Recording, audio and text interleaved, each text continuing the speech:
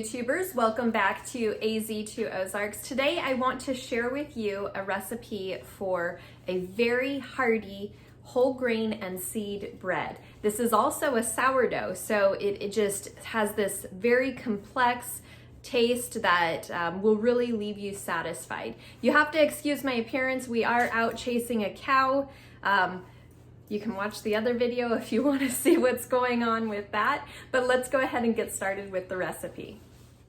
Let's start with 2 cups of whole wheat bread flour. I like to use a hard red wheat for this. 1/2 cup rye flour, 1/2 cup spelt flour, 2 teaspoons salt, 2 tablespoons old-fashioned oats, 1 tablespoon ground flax seeds, 2 teaspoons pumpkin seeds, 2 teaspoons chia seeds,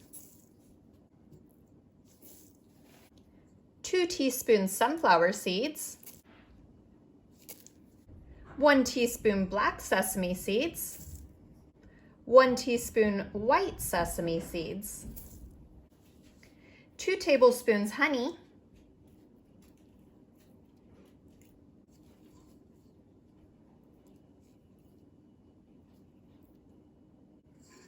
1 tablespoon molasses,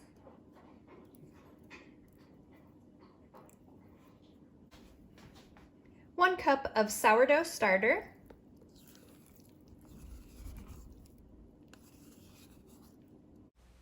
and 1 cup water. It doesn't have to be warm as long as it is pure filtered water.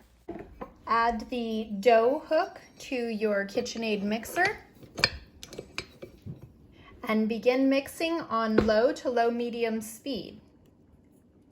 You will want to mix until it has formed a rough dough, and that will be about 5 minutes.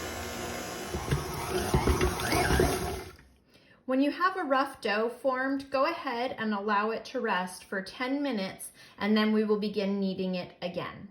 The dough has rested for 10 minutes, and now on a low to low medium speed, you will allow the machine to continue mixing for about another 10 minutes until it forms a smooth dough. Now this isn't the same as a white bread loaf, so it won't be the same kind of stretchy elastic as a white bread loaf, just because the rye and the spelt in there doesn't have the same gluten content, but you'll still get a smooth dough forming.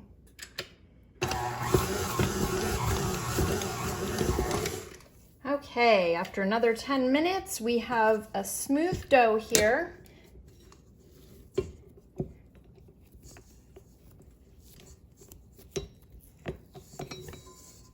Go ahead and lift the dough hook out, and we will give it a little spritz of water with pure water, keep it from drying out, and cover it with plastic wrap. We will allow it to rest for an hour before we go ahead and shape it for the first time. After an hour of resting, we are going to do our first shaping of the dough. So I like to use a dough scraper to slide it out onto a clean countertop. And like I said before, this won't be as elastic as you are used to with a white flour dough. The rye definitely and the spelt make it less elastic, so you see it's kind of, it won't stretch as far and it won't be as elastic, but you are going to want to bring in the edges and shape it into a ball type of a shape, but not going too far so as to rip what gluten there is. You don't want to see it stretching too far out. And then we'll flip it over and tuck it under, making it into a nice round ball. And then we will place it back into the bowl, give it another good spritz of water, and cover it up for another hour until we do the final shaping of this loaf. After another hour of resting, we will go ahead and do the final shaping of the dough. So remove it out,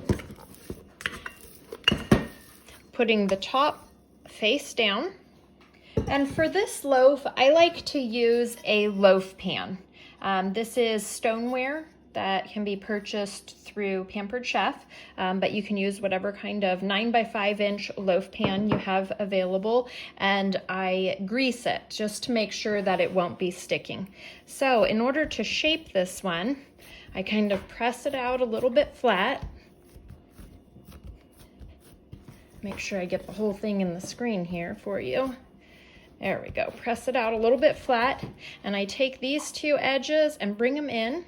And by making this peak, it kind of makes the center of the loaf mound up a little bit more, kind of giving it that pretty loaf shape. And so I press it down into itself, pulling back a little bit to add a little stretch, fold it over, pressing it back into itself, pick up, stretch towards yourself, folding over, pulling back, folding over, and we continue all the way down, and I'm pressing it back into itself along the way. When I get to the end here, I stretch out the edges to make sure it's kind of uniform, pulling and pressing, and now we're at the point where we have a seam. So showing you the seam, I pinch it all together. And this will be the bottom of the loaf, but that helps to keep it from splitting there. I like to pinch the edges closed and pinch this side. You can see this one's a little bit more sticky. That's pretty common when you're using rye flour. And then we will place it with the seam side down in the bread pan. And remember, that's greased. And then we will place plastic wrap over it, allow it to rise overnight. That can be anywhere from another 8 to 16 hours of rising, and then we will bake it tomorrow. The dough has been rising overnight. Now we gently remove the plastic wrap and have your oven preheating to 400 degrees and make sure it has fully reached that 400-degree temperature. I like to give it a little score across the top so it'll split open a little bit, and I kind of do a big X here, and it's not necessary. I just like to do this. It may or may not split depending on your oven. And then just for decorative purposes, I kind of like to give it a little sprinkle of some of the seeds that we used inside the dough. Kind of makes it look a little more fancy. A couple oats. And then we are ready to put it into the oven. We will bake for about 30 minutes at 400 degrees temperature. Place your bread loaf into the preheated 400-degree oven, and I like to have an old pan in there and pour in some water. The water helps it to continue rising before forming a crispy crust. Let's allow it to bake for 30 minutes. After 30 minutes in the oven, the bread is looking real nice. I pulled it out and put it on a cooling rack until it's cool enough to take out of the pan, and then I'll allow it to cool thoroughly before slicing. Let's cut into this beautiful loaf so you can get an idea of what it looks like on the inside. So obviously it will be more dense than a white flour loaf will be, but this makes wonderful sandwiches all the way from an egg salad sandwich to a meat sandwich, even your peanut butter and jelly. It will be so satisfying. So let's take a look here. Look at all of these beautiful grains in there and seeds. This is really a lovely loaf, and I think you will truly enjoy it. If you enjoyed this video, give me a thumbs up and subscribe for more recipes in the future. That's pretty good.